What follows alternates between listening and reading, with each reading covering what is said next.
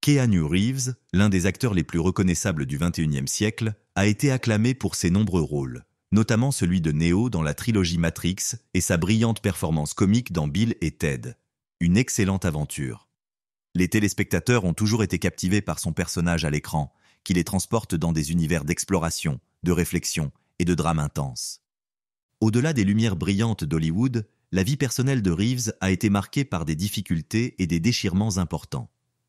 Malgré les succès de sa carrière, des traumatismes personnels ont assombri sa vie. Quelles catastrophes a-t-il rencontrées? Pourquoi a-t-il décidé de parler? À 59 ans, Keanu Reeves reconnaît enfin ce que nous savions tous. Une star aux multiples facettes. Keanu. En plus de 40 ans, l'acteur, chanteur et écrivain canadien Charles Reeves a mené une carrière diversifiée dans l'industrie du divertissement.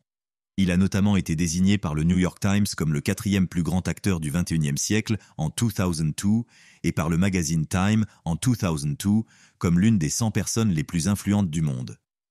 Reeves est connu pour ses rôles principaux dans des films d'action, sa gracieuse présence publique et ses importantes activités caritatives.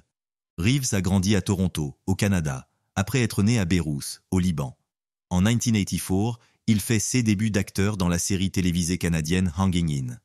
En 1986, il fait ses débuts au cinéma dans Youngblood. Bill et Ted's Excellent Adventure, une comédie de science-fiction de 1989, est son premier long métrage. Il joue le même rôle dans la suite, Bill and Ted's Bogus Journey.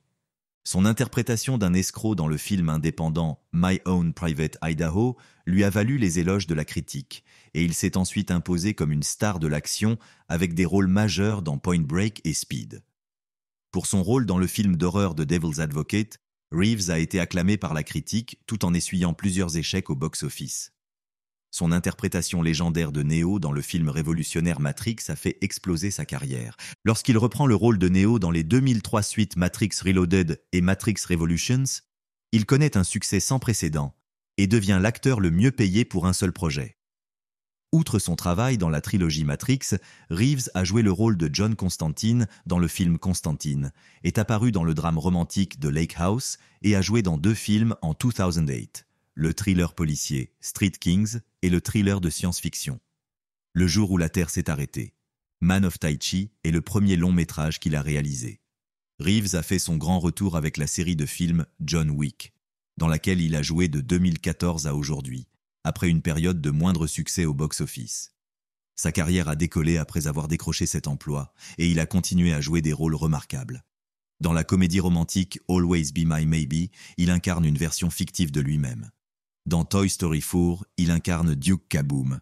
Dans Cyberpunk 2007, and its expansion, il a donné vie à Johnny Silverhand.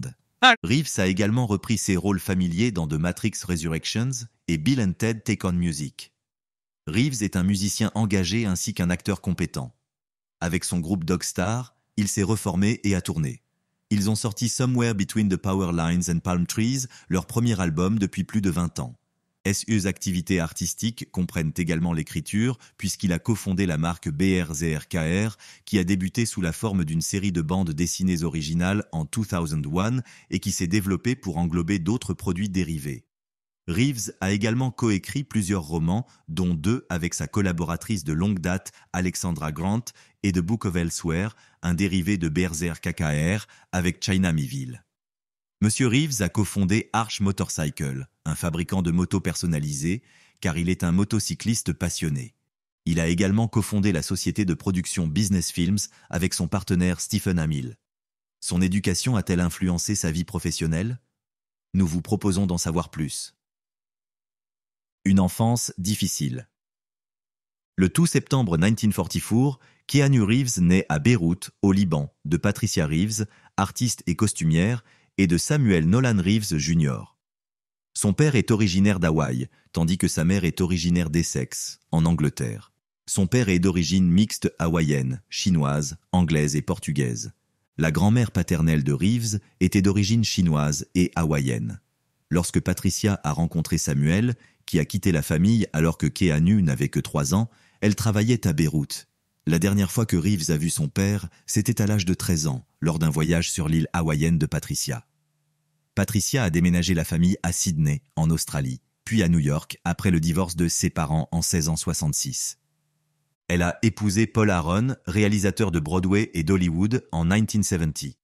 Patricia et Paul divorcent en 1971, mais la famille déménage ensuite à Toronto, au Canada. Reeves a participé à une représentation théâtrale de Damn Yankees à l'âge de 9 ans. Paul Aaron et Reeves sont restés en contact étroit même après leur séparation, lui donnant des conseils et l'aidant à trouver un emploi au Hedgerow Theatre en Pennsylvanie. Patricia épouse le promoteur de musique rock Robert Miller en 1976, mais leur union se désagrège en 1980. Malgré ces changements, Reeves et ses sœurs passent une grande partie de leur enfance dans le quartier de Yorkville à Toronto, souvent confiés à des nounous. Le contexte multiculturel de Reeves a influencé son enfance. Sa mère lui a appris l'étiquette anglaise, qu'il utilise encore aujourd'hui. Il apprécie également les sitcoms britanniques, comme The Two Ronnies. Son enfance a également été influencée par son origine chinoise, puisqu'il était entouré d'œuvres d'art, de meubles et de nourriture chinois. Reeves, qui s'identifie comme un enfant réservé, fréquente 4 écoles secondaires différentes, dont l'Etobicoke School of the Arts, d'où il est renvoyé en raison de son comportement excessivement turbulent et de ses fréquents débordements. En raison de sa dyslexie, Reeves a du mal à lire, ce qui affecte ses résultats scolaires. Reeves était un excellent gardien de but de hockey sur glace au collège de La Salle et rêvait de faire partie de l'équipe olympique canadienne. Mais à l'âge de 15 ans, il décide de devenir acteur. Après avoir obtenu son diplôme au collège de La Salle, il a poursuivi ses études à l'Avondale Secondary Alternative School, CE qui lui a permis de poursuivre une carrière d'acteur. À l'âge de 17 ans, Reeves abandonne définitivement le lycée. 3 ans plus tard, il déménage à Los Angeles pour poursuivre sa carrière d'acteur après avoir reçu une carte verte de son beau-père américain. Reeves est né au Canada, mais son travail et ses études l'ont mené à l'étranger. Une carrière prometteuse. Le début d'une carrière fructueuse. Keanu Reeves commence sa carrière dans les médias en 1984 en tant que reporter pour l'émission de télévision pour les jeunes Going Great de la Canadian Broadcasting Corporation, CBC. La même année, il fait ses débuts d'acteur dans un épisode de la série télévisée Hanging In. Tout au long de sa carrière d'acteur, Keanu Reeves a incarné divers personnages. En 1985, il joue le rôle de Mercutio dans l'adaptation théâtrale de Roméo et Juliette au Lea Poslin's Theatre à North York, en Ontario. Il poursuit sa carrière théâtrale en faisant des apparitions dans le film culte torontois Wolf Boy, réalisé par Brad Fraser, montrant ainsi sa flexibilité en tant qu'acteur. Au cours de cette période, Reeves joue également dans plusieurs courts-métrages et publicités. En 1983, il apparaît dans une publicité pour Coca-Cola et dans le court-métrage One Step Away, produit par l'Office national du film du Canada. Malgré l'élargissement de son répertoire, Keanu Reeves connaît des difficultés au début de sa carrière. Keanu étant considéré comme trop ethnique, ses agents lui conseillent de changer de nom. Il se fait appeler Casey Reeves ou les initiales Casey pendant une brève période avant de reprendre son propre nom. Reeves a commencé sa carrière à la télévision en 1986 en jouant dans Brotherhood of Justice, Act of Vengeance et Babes in Toyland de NBC. Il a également joué un concierge dans Youngblood de Peter Markle et a fait ses débuts dans le film romantique à petit budget Flying. Il a joué le rôle de Matt, un lycéen confronté à une affaire de meurtre, dans le drame policier River's Edge, qui a été l'un de ses premiers grands rôles.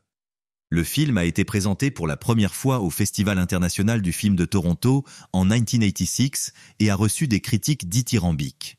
Il s'inspire en partie du meurtre de Marcy Renée Conrad en 1981. Janet Maslin du New York Times a qualifié Reeves d'émouvant et de compatissant et a apprécié les performances des jeunes acteurs. Tout au long des années 1980, Reeves joue dans plusieurs drames destinés à un public adolescent.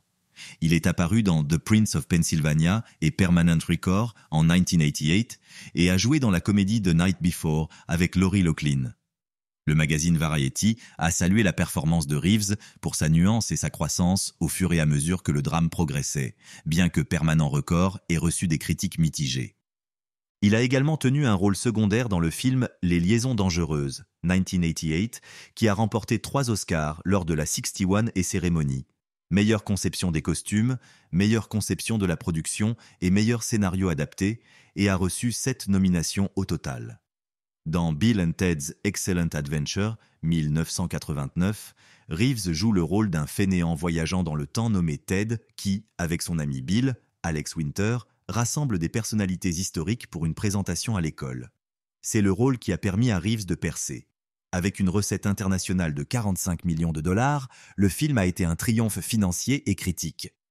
Grâce aux performances ridicules et attachantes de Reeves et de Winter, qui ont élevé l'aventure du voyage dans le temps à un niveau agréable, Rotten Tomatoes a donné au film un taux d'approbation de 79%. La comédie dramatique Parenthood de Ron Howard avec Keanu Reeves est sortie la même année. Nick Hilditch, de la BBC, a fait une critique positive du film, lui attribuant 3 étoiles sur 5 et le qualifiant de Feel Good Picture, avec une distribution impressionnante.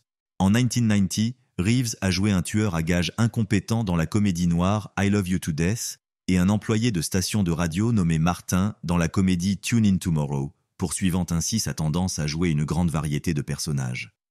Dans le clip Rush Rush de Paula Abdul, dont le thème est Rebel Without a Cause, Reeves joue un rôle à la James Dean. Il s'agit là d'une autre performance remarquable, de la célébrité à la matrice et vice-versa.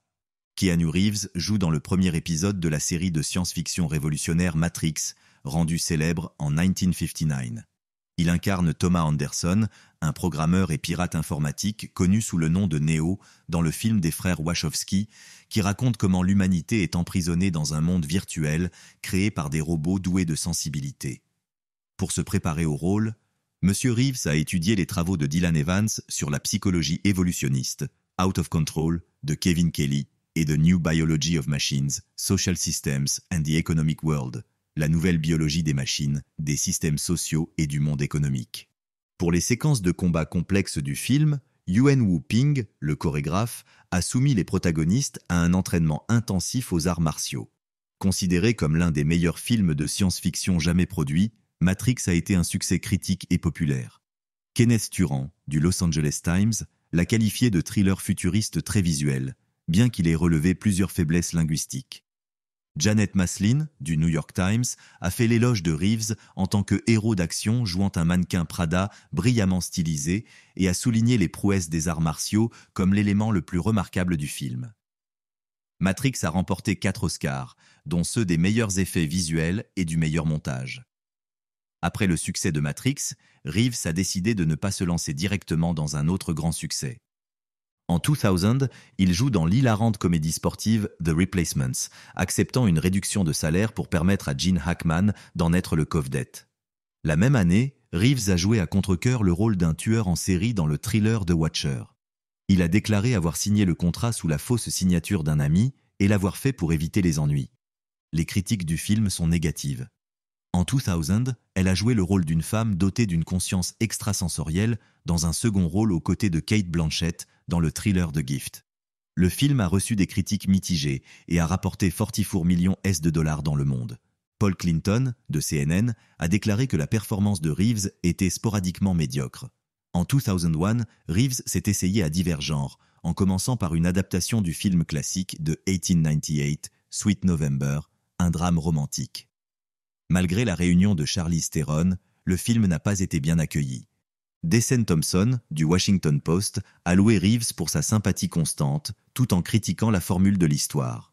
Puis, en 2001, Reeves a joué dans la comédie sportive Hardball, basée sur le livre de Daniel Coyle Hardball, une saison en cours.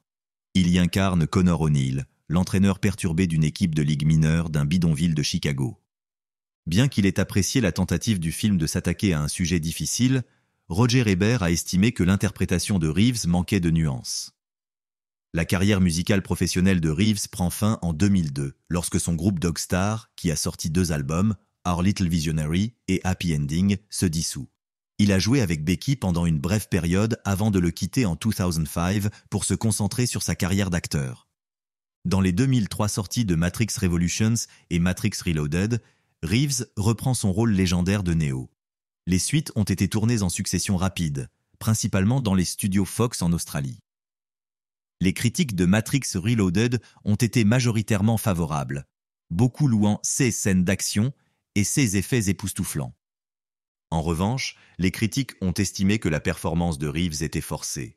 Le film a rapporté 739 millions de dollars dans le monde. Les critiques de Matrix Revolutions ont été mitigées. Certains ont loué les effets impressionnants, tandis que d'autres ont reproché au film de mettre l'accent sur l'aspect visuel plutôt que sur le développement des personnages. Néanmoins, le film a rapporté 427 millions de dollars dans le monde. Something's Gotta Give, une comédie romantique avec Jack Nicholson et Diane Keaton, a été le dernier film de Reeves en 2003. Reeves, qui jouait le rôle du docteur Julian Mercer, a reçu des critiques élogieuses et les critiques ont généralement bien accueilli le film. Bien que Keanu ait eu une carrière couronnée de succès, on dit qu'il a souffert d'un grand chagrin d'amour. Comment cela s'est-il produit ? Restez à l'écoute pour en savoir plus. La plus grande bromance de Hollywood. Bien qu'il n'ait collaboré que sur 2 films, Keanu Reeves et River Phoenix sont devenus de bons amis après avoir été présentés par Joaquin, le frère de Phoenix. Malheureusement, leur relation a été interrompue en 1993 lorsque Phoenix a fait une overdose et est décédé. C'est en travaillant sur le film Parenthood, 1989, que Keanu Reeves rencontre Joaquin Phoenix, alors connu sous le surnom de Leaf. Après avoir commencé sa carrière en 1984 et joué dans des films tels que Les Liaisons Dangereuses, 1998, et Bill et Ted's Excellent Adventure, 1989, Reeves était déjà un acteur connu à cette époque. Dans le film Parenthood, Reeves a joué le rôle de Martha Plimpton, l'ex-petite amie de Phoenix, en tant que partenaire de ce dernier lorsqu'elle attendait un enfant. Dans une interview, River Phoenix a rappelé que Plimpton et son frère Leaf connaissaient Reeves avant lui. Les 2 acteurs se sont finalement croisés en 1990, alors qu'ils travaillaient sur le film I Love You to Death. Phoenix s'est rapidement pris d'affection pour Reeves et, bien qu'il soit plus petit, l'a décrit comme un grand frère. En 1991, ils collaborent à nouveau sur le film My Own Private Idaho de Gus Van Sant. Les 2 acteurs étaient enthousiastes à l'idée et ont décidé qu'ils ne participeraient pas si l'autre ne le faisait pas. Phoenix se souvient de leur enthousiasme, soulignant leur dévouement commun pour le film. Mon Idaho à moi. Les acteurs de My Own Private Idaho, dont Reeves, Phoenix, Flea des Red Hot Chili Peppers et d'autres, se sont rapprochés pendant le tournage. Ils séjournaient souvent dans la maison de Van Sant, jouant à des jeux nocturnes dans le garage et dormant sur des futons. Ils parlaient de la vie et du monde extérieur pendant des heures. Phoenix incite Reeves à être plus créatif et enthousiaste dans son travail grâce à ces questions qui font réfléchir et à ses méthodes de travail particulières. La capacité de Phoenix à rassurer Reeves et à le faire rire entre les prises a renforcé leur relation. Ils finissaient souvent les phrases de l'autre par leurs plaisanteries légères et riaient même à l'idée de jouer Shakespeare ensemble, Phoenix plaisantant sur le fait qu'il aimerait jouer le rôle de Juliette. En 2014, Reeves s'est penché sur le temps passé ensemble et a déclaré que c'était une expérience fantastique d'être le partenaire de Gus Van Sant et d'avoir l'occasion de jouer à ses côtés.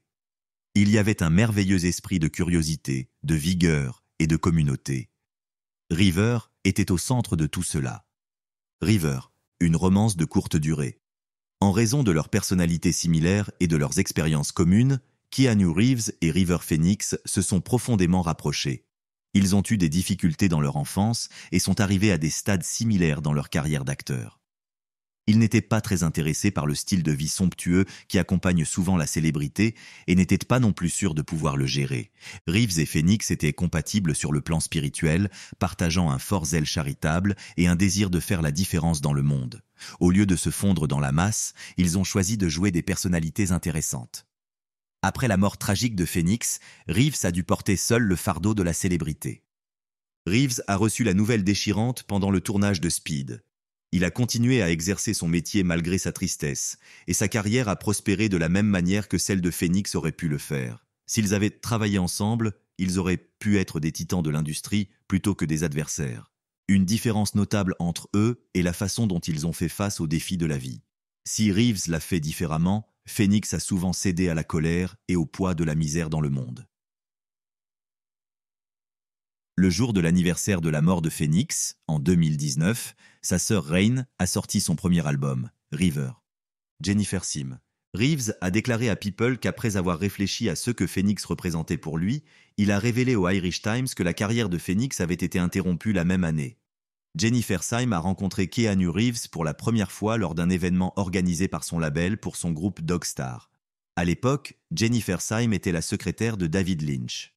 Le courant passe immédiatement entre eux et leur relation est rapide et intense. Reeves, connu pour être plutôt réservé, surtout lorsqu'il s'agit de ses relations amoureuses, rompt avec sa réserve habituelle et apparaît en public avec Syme comme petit ami, ce qu'il n'avait pas fait depuis longtemps. Bien qu'elle ait semblé prometteuse au début, l'histoire d'amour du couple a rapidement pris une mauvaise tournure. Syme est tombée enceinte de leur premier enfant moins d'1 an après le début de leur relation.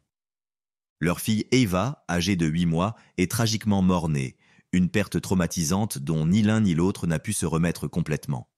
Leur relation s'est effondrée dans les semaines qui ont suivi cette perte en raison d'une tristesse extrême. D'autres tristesses les attendaient, mais même si leur histoire s'était arrêtée là, elle aurait été tragique. La vie de Syme a été plongée dans le désespoir alors qu'elle était confrontée à la mort de son fils. Le soir du 1 avril 2001, il se trouvait à la résidence de Marilyn Manson pour participer à une fête. Comme elle avait trop bu, un ami l'a raccompagnée chez elle pour s'assurer qu'elle était en sécurité. Mais ce soir-là, Syme a pris une décision fatidique. Elle a décidé de retourner à la fête alors qu'elle était encore ivre. Elle est montée dans sa voiture sans attacher sa ceinture de sécurité. Jennifer Syme a perdu le contrôle de sa voiture aux premières heures du 2 avril 2001. La collision a été fatale. Elle a été partiellement éjectée de la voiture sans avoir bouclé sa ceinture de sécurité et l'impact l'a tuée sur le coup. La vie de Reeves a été compliquée par l'annonce de sa mort. Les enquêteurs ont interrogé Reeves sur les derniers jours de Syme après l'accident. Reeves a révélé aux enquêteurs que Syme et lui avaient repris leur relation et essayaient de repartir à zéro après la mort de leur fille. Lorsque le destin s'en est mêlé brutalement, ils commençaient à peine à trouver une direction et à faire preuve d'optimisme. La perte de Syme les a profondément affectés. David Lynch et Dave Navarro, parmi d'autres amis proches, ont assisté aux funérailles solennelles de Reeves, où elle était porteuse du cercueil. Le cortège témoigne des relations étroites que Syme avait nouées et de l'affection qui l'entourait. Pour Madame Reeves, c'était le début d'un autre chapitre dévastateur de sa vie. Après la mort horrible de son ami River Phoenix, la fausse couche de sa fille et maintenant la perte de sa petite amie, il avait traversé tant d'épreuves. Le chagrin, devenu une caractéristique récurrente de sa vie, a façonné l'attitude et le mode de vie de Reeves. Même face à des revers personnels aussi graves, Reeves a refusé de baisser les bras. Au contraire, il a accepté sa perte et l'a canalisée pour accroître sa compassion et son empathie. Ces expériences de perte ont élargi sa perspective sur la fragilité de la vie et la valeur de la compassion et des relations. Reeves a souvent parlé dans des interviews des effets de la perte sur sa vie et de la manière dont ces événements l'ont affecté. Sa capacité à se remettre d'une perte aussi grave a fini par définir son personnage public et est une source d'inspiration pour ses fans dévoués du monde entier. Reeves continue de rendre hommage à la mémoire de ceux qu'il a perdus à travers son travail et ses actions. Il est une source d'inspiration pour beaucoup en raison de sa force tranquille et de sa compassion inébranlable. Une fin difficile pour une relation difficile. Alors que Keanu Reeves connaît un succès grandissant à Hollywood dans les années 1990, son père, Sam Reeves, est aux prises avec de graves problèmes de drogue qui l'entraînent sur une voie terrible. Ces problèmes ont pris fin lorsqu'il a été arrêté par la police en train de distribuer et de posséder des substances illicites, ce qui lui a valu une peine de 10 ans d'emprisonnement. Au fil des ans, Sam a tenté à plusieurs reprises de contacter Keanu afin de chercher de l'aide et de se réconcilier avec lui, malgré la relation tumultueuse qu'il entretenait avec son fils dont il était séparé. Mais Keanu a décidé de garder ses distances avec son père, surtout après son incarcération, qui l'a touché de trop près. Les relations tendues entre Keanu et Sam Reeves ont amené les médias à s'interroger sur la dynamique familiale. Lorsque la grand-mère paternelle de Keanu a été interrogée à son sujet, elle a révélé avec regret qu'elle s'était éloignée de Sam et avait cessé de répondre à ses appels à l'aide. La famille était dans un état de détresse extrême et le scénario reflétait la division qui s'était développée au fil de nombreuses années de relations tendues et de problèmes non résolus. Bien qu'il soit réputé pour son calme, Keanu avait un lien très fort avec son père. Lorsque le sujet a été abordé lors d'une rare interview, Keanu a fait part de sa profonde déception et de sa colère, tout en soulignant à quel point il méprisait la consommation de drogue de son père. Keanu a déclaré avec ferveur que les drogues sont vraiment mauvaises. Si personne ne doit périr à cause des stupéfiants qu'il distribue, mon père devrait croupir en prison jusqu'à ce qu'il ait purgé sa peine. Il trafiquait de la mort. Cette déclaration ouverte révèle les véritables sentiments de Keanu ainsi que les causes sous-jacentes de sa séparation d'avec son père. Étant donné que Keanu a connu la perte et la tristesse à de nombreuses reprises, comment y a-t-il fait face? Voyons cela de plus près. Faire face au chagrin. Bien que Keanu Reeves ait délibérément séparé sa vie privée de son image publique, il a révélé dans une conversation ouverte avec The Guardian que ses propres expériences ont grandement influencé son interprétation de John Wick. Selon lui, lorsque j'aborde un personnage, je tiens compte du rôle tel qu'il est écrit sur la page, de la vision du réalisateur et de mes propres expériences. Il a librement déclaré que la profondeur émotionnelle qu'il a insufflée au personnage de John Wick a été fortement influencée par sa propre expérience du deuil. En examinant le thème du deuil plus en détail, Reeves a exprimé un vif intérêt pour la façon dont il est dépeint à la fois dans les événements de la vie réelle et dans les histoires fictives. Il a réfléchi au fait que, dans son essence, le deuil est l'amour profond ressenti pour la personne perdue, et que le fait de se sentir lié à cet amour peut apporter du réconfort au milieu de la souffrance. Il a souligné que le deuil n'est pas quelque chose que l'on peut facilement oublier, mais qu'il faut l'accepter et l'intégrer dans sa vie, et que son intensité change, mais ne disparaît jamais. Le style autoréflexif de Reeves démontre sa compréhension aiguë de la complexité et de l'universalité du deuil. Il reconnaît les barrières sociales auxquelles les hommes sont souvent confrontés lorsqu'il s'agit d'exprimer leurs sentiments en public, et renvoie à des recherches qui mettent en évidence la façon dont les normes et les attentes culturelles peuvent rendre difficile pour les hommes de traiter et de communiquer la perte. Par ses observations, Reeves apporte un éclairage significatif sur l'expérience humaine de la gestion de la perte, ainsi que sur sa propre relation avec les personnages qu'il incarne. Ses performances sont renforcées par sa volonté de plonger dans ces émotions intenses, qui trouvent un écho chez les spectateurs qui ont eux aussi été confrontés à la tristesse et au chagrin. Keanu Reeves, philanthropie, générosité et plus encore. Keanu Reeves contribue généreusement à diverses initiatives caritatives. Il a créé une fondation privée contre le cancer pour aider les hôpitaux pour enfants et financer la recherche sur le cancer après avoir appris le combat de sa sœur contre la leucémie. Reeves s'est porté volontaire pour le camp Rainbow Gold, une organisation à but non lucratif de l'Idaho qui aide les enfants atteints de cancer. Reconnu pour ses services, Oncodaily l'a classé parmi les 100 personnalités les plus remarquables dans le domaine de l'oncologie. M. Reeves a reconnu que l'argent n'était pas sa première priorité, malgré sa réussite financière. Des rumeurs exagérées affirment qu'il a fait don d'une part importante des recettes de la série Matrix. Au lieu de négocier des pourcentages de bénéfices pour les suites, il a fait pression pour augmenter les dépenses en effets spéciaux. Reeves est connu pour sa gentillesse. Une fois, pendant le tournage, il a donné $20,000 à un membre de l'équipe qui avait des problèmes familiaux. Il a montré sa reconnaissance à l'équipe de cascadeurs en les surprenant avec des motos Harley-Davidson personnalisées pour Matrix Reloaded. En plus de sa carrière d'acteur, Reeves a cofondé Company Films et Arch Motorcycle Company, reflétant respectivement son amour des motos et du cinéma.